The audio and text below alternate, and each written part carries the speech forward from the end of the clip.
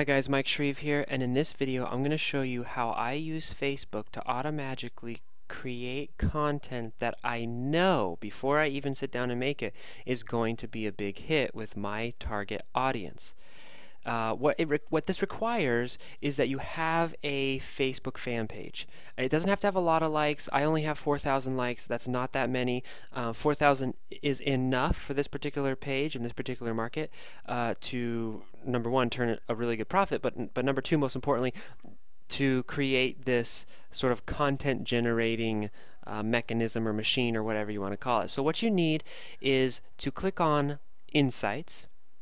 And if you aren't playing around with Facebook Insights, I highly recommend that you just spend some time in there this afternoon. Just look at what's going on in there because there is some really revealing information about who your market actually is.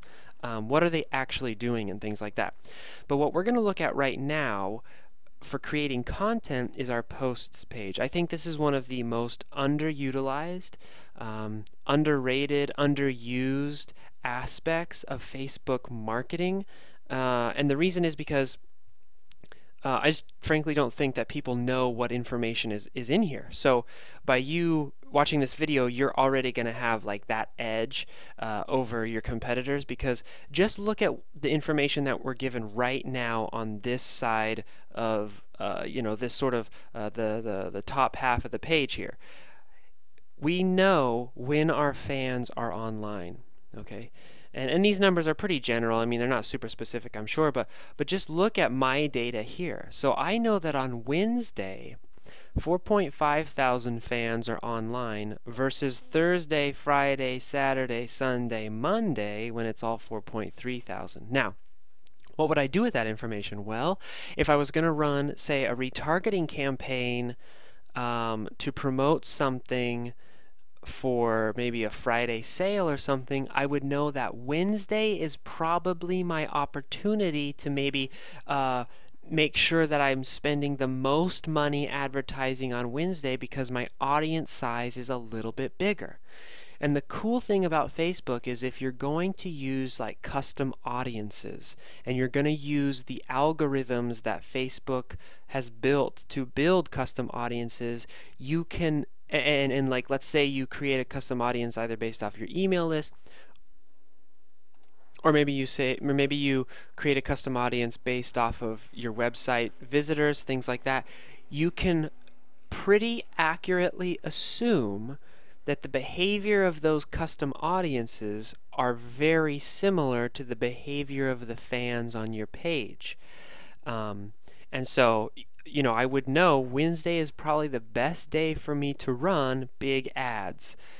Even if it's for like a Friday promotion, I can probably spend more money on Wednesday because more people are going to be online, and I'll frankly need to spend more money, especially if I'm going for that 7 touches sort of marketing where they see the ad multiple times or something like that. So that's good to know. And another really fascinating bit of information is this here about time, right?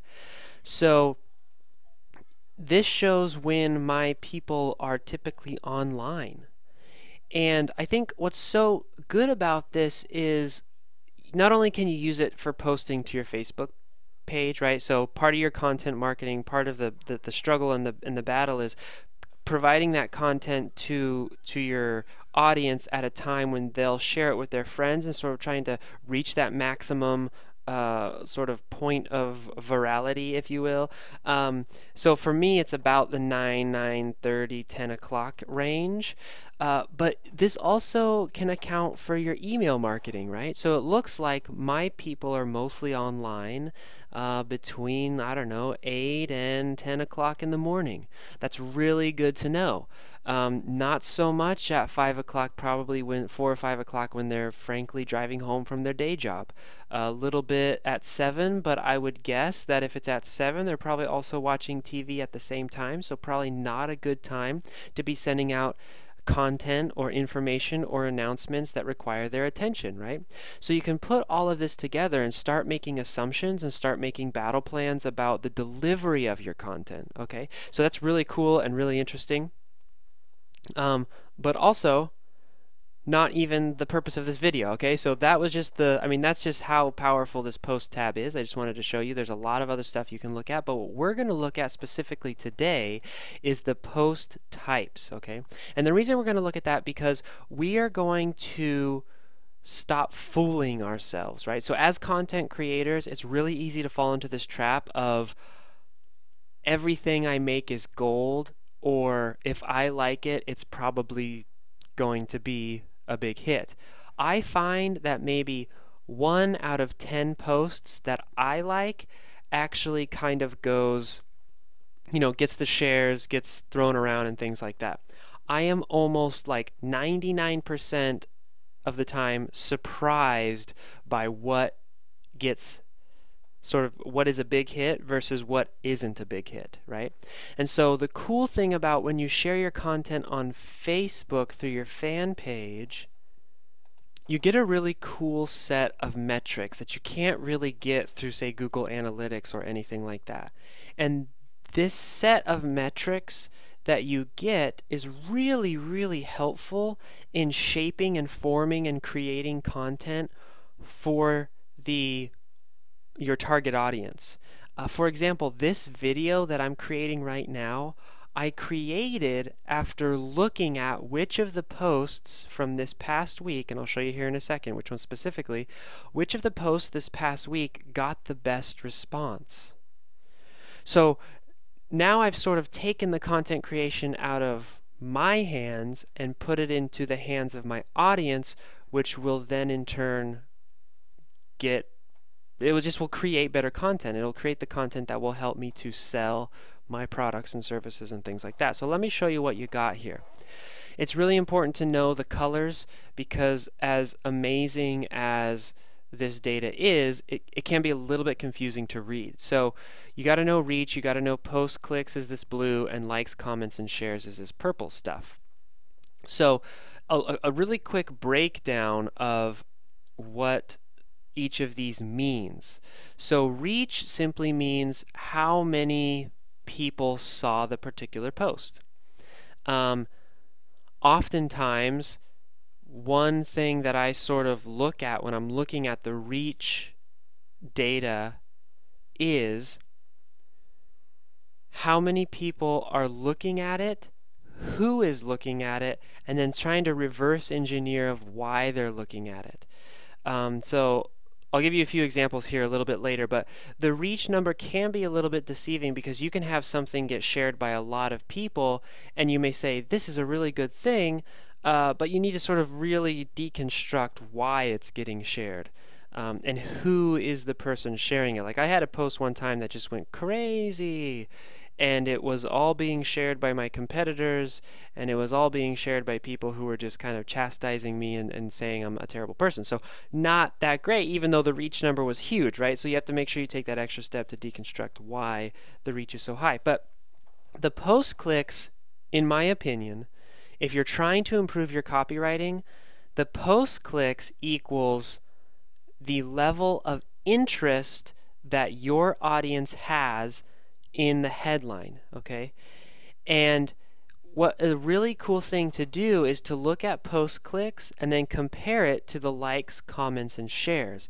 If you have a high post click and a low likes, comments, and shares, what happens is you failed to deliver on the promise of essentially your, quote-unquote headline. I mean, you don't really necessarily have headlines in Facebook posts, but maybe the first few sentences generated a lot of interest, and then you weren't able to actually pull it off by delivering the promise of that interest, and then that's why you didn't get very many likes, comments, or shares. Additionally, it's really interesting to know likes, comments, and shares will generate more reach, but post clicks doesn't. So it's really good to know those different numbers. So I just want to sort of take you through a quick example here. And already, like, if you look at this, so I'm creating this video so that I can create a blog post about it, so that I can create a link to it and create a link type post, because my link type posts have greater reach. and I'm interested in trying to, at this particular point with this particular piece of content, expand the reach, right? Versus a status, which gets a little bit more engagement from my current fan base. So what I'm trying to do right now with this particular video is get out there more. Then maybe tomorrow I'll probably do a status where I just sort of concentrate on my current fan base, okay? So if you just come down here and look, you can see just all this really good information. So this one, 2.1 thousand was the reach. It's one of the highest reaches for me this week. It's a shame really that organic reach is going down, but even then this is still really good data. And this was a link to a swipe file of 152 of the best subject lines of the last 90 days. A link, it got shared, really good engagement, you know, decent clicks, all that kind of stuff. Versus the death meditation and business, which I thought was going to be a big hit, right? It wasn't. Nobody really clicked on it. Nobody liked or shared it.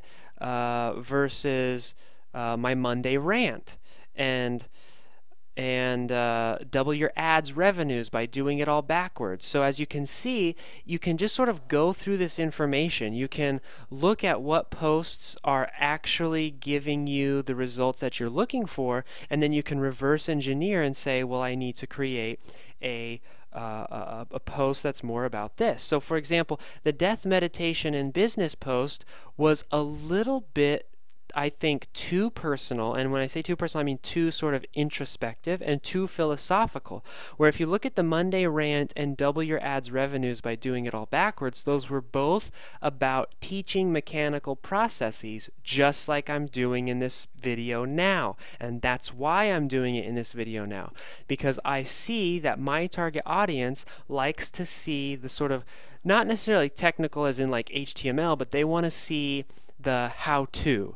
They want to see they want to be given tools, not necessarily discuss maybe some of the sort of higher idealism or the sort of higher ideology or the sort of higher philosophy of business, okay? That's not my current target audience, target market. And that's really good information to know. It's information that I would not have known unless I would have jumped into this into the Facebook Insights and looked at these posts. Now the cool thing about that is, so I'm just creating this video based off of that information from this past week. What's really cool is I'll share this video. You may comment on it because of some of the things I've said in this video, and you may say, you know, I like this or I like that and things like that, but the numbers will never lie. That's the great thing about using this particular system, is that the numbers will never lie. Sometimes you can get caught up in people commenting, oh, this was awesome, yay, this was great, and you say, I should do more of this, when in fact, if you look at the numbers, there weren't nearly as many shares, there weren't nearly as many likes, there wasn't nearly as much reach, etc. So this is how I use Facebook to automatically create content for my website, for my products, for my blog, for Facebook, for my emails, for everything.